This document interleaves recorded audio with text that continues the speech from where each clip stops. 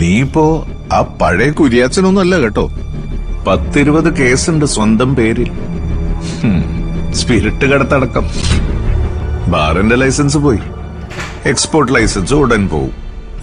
അല്ല, അങ്ങനെയാ കേട്ടത്.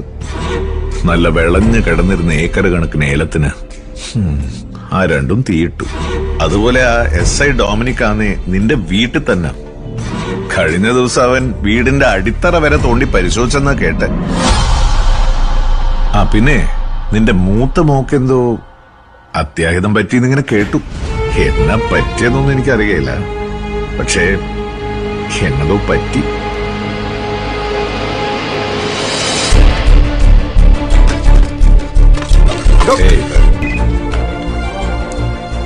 ഹലോ എൽസ, ഞാനാ. ടെസക്ക് എന്നാ പറ്റിയത്? ഹലോ ഹലോ അച്ചായ, അച്ചായനത് എവിടുന്നാ? നീ കാര്യം പറ എൽസ, ടെസക്ക് എന്നാ പറ്റിയെന്ന്. ഇല്ല ചായ, അങ്ങനെ കാര്യമായിട്ടൊന്നുമില്ല. സത്യമായിട്ട് ഒന്നുമില്ല അച്ചായ.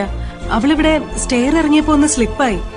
കാലില് ചെറിയൊരു ഫ്രാക്ചർ, അത്രേ ഉള്ളൂ. വിശ്വാസം വരുന്നില്ലേ? അവളിവിടെ റൂമിലുണ്ട്. ഞാൻ കൊടുക്കാം. ആ, നീ കൊടുക്ക്.